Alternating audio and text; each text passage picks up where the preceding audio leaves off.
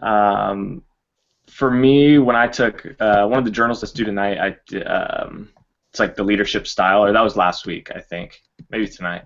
Um, I thought that like a good leader has like a lot of democratic style leadership skills as far as like being very connected with the people that are following them, and also like just keeping them involved and not making decisions for without anybody's input. I think a good leader just has to like be very connected with the people that they're working with. I think it allows for less conflict, and I just think things get done a lot better when it's that kind of a system.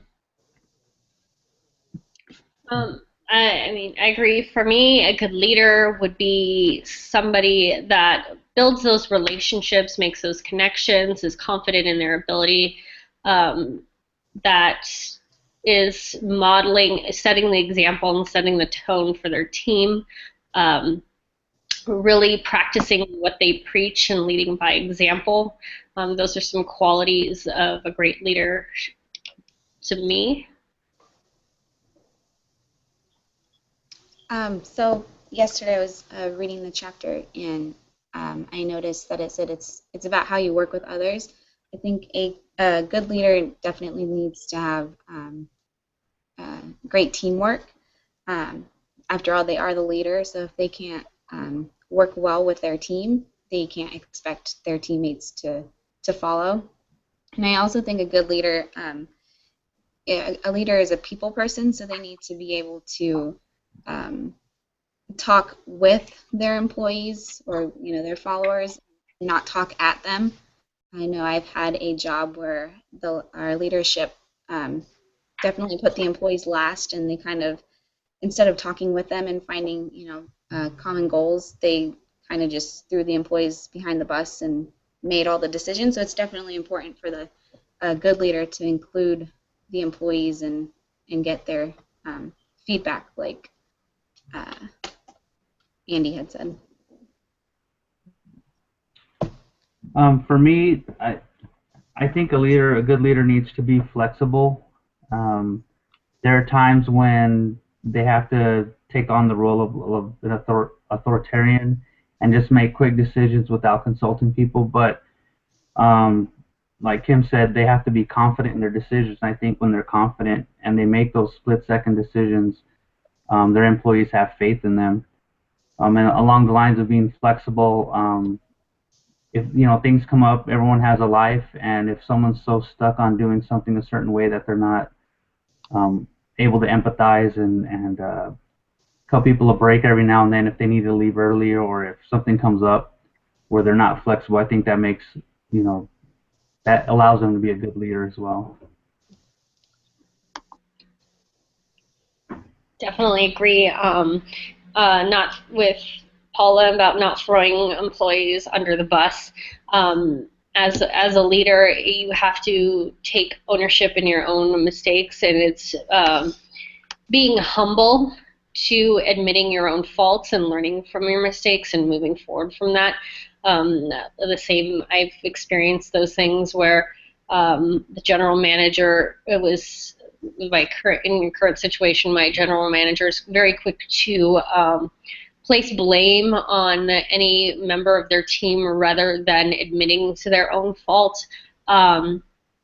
And accepting the responsibilities for their own action. I think as a leader, it's taking on those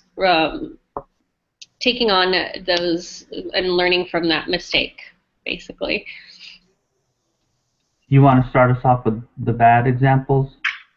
Yeah. I mean, that one of them is not throwing people in the bus. Communication too, especially, is you have to communicate expectations.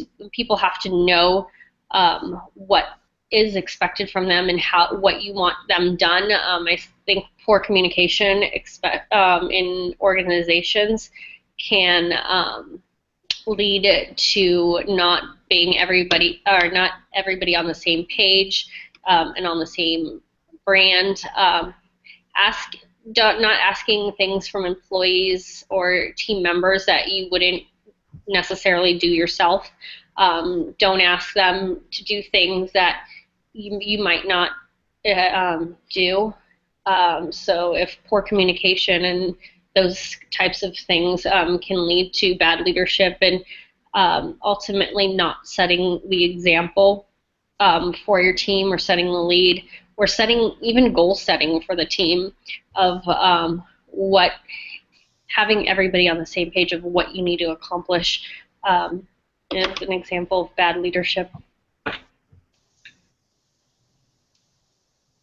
For me, being incompetent, I know there a lot of times leaders get placed in positions of authority or leadership roles, and they don't necessarily know the job as well as some of their subordinates, and so they make decisions based on a lack of knowledge, and so at times that can lead to a lot of frustration with employees that actually know what they're doing, and just them being incompetent, not knowing their job, I think makes for a bad leader. And then that goes back into the trust issue of people having confidence in them as a leader. Is one of, I guess, my biggest pet peeves. I think for a poor leader, I've had quite a few poor leaders in a couple of jobs, and I've realized that a lot of them kind of let the leadership power get to their head and run away with that, and instead of, like I said earlier, working with the team, they kind of just take that power and run with it. So as our book states, that selfishness is a quality of bad leadership or poor leadership. They're more likely to seek positions of of power, and at the same time more likely to be identified as leaders by others. I think selfishness is probably one of the more, I don't know if it's more important things needed, or things to be avoided if you're trying to be a good leader. It's important that your followers and who you're leading can look up to you and can turn to you. And if you are one of those who just let it get to your head and run away with that power, it's very hard for them to be able to go to you and to work with you. And I see it on a lot of jobs that a lot of leaders just kind of just get it and run with it, and it's hard to work with those type of people. Yeah, I definitely agree, especially those leaders that are very display their emotions or lose their temper. In chapter 1, it talks about your emotional facilitated thinking. Sometimes when you're too stressed out or you have to make split decisions, that affects your decision making, and you can make a rash decision or a poor decision as a leader when you let your emotions take control of you, and that affects your style of leadership as well, as being able to control your emotions, take a step back, and make rash decisions. Kind of shying away from the bad leadership, but just overall, in general, good leadership. Along the lines of, you guys are talking about the leaders being selfish and taking all the credit. The book, talks about the leader-follower relationship, where some of the credit is shifted to the followers versus a leader, and I think that gets a lot of buy-in from the employees and gets them involved in being part of the decision. Andy was talking about being a democratic leader early on, as far as good leadership. So when a leader is able to not be selfish and they're able to share the credit, even though sometimes maybe they did all the work, but they say we instead of I think it helps cultivate that relationship with the all the employees, which allows for a better working environment. I think Andy's still having problems with his computer right now. Yeah. I think a good example for a television show of somebody who had poor leadership would probably be The Office. Um, he, you know how I don't know if you guys have seen The Office, but Yeah. the way his style is, and when an employee has a problem and they come in to try to talk to him, he just makes jokes of it and passes it along. And it's definitely, I would say that's probably one of the better examples to use as somebody who has really poor leadership. Hmm. Definitely. We have about a minute and a half left. Anything we want to cover overall, like any good leaders that you've had in the past? I think that the one of the great leaders that I had was one of my directors who really focused on his team, focused on the well-being of his team. Understand that as a leader, you're only as good as your team is, because they're the ones that make you rise, and they're the ones that make you shine.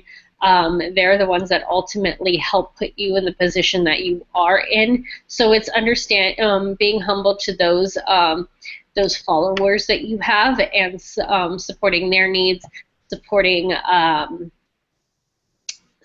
supporting them, and really helping them out and really developing them as well. Okay. My example, I guess, is I had a very poor leader. He was the owner of a private company, and he always set unreasonable deadlines for work. He was very condescending. When we didn't know something, we went and asked for him. He was very demeaning, and so it just really brought morale down. And just everyone there was just miserable. Which I only lasted 6 months, so I just couldn't take it. So he can be a leader. A bad leader can be a big detriment to the work that gets done. We're at around 12 and a half minutes. Any closing remarks or anything? Or how do we end this? Anybody have any last remarks before I stop broadcasting? No, I think we covered. Yeah. All right. Thank you. All right.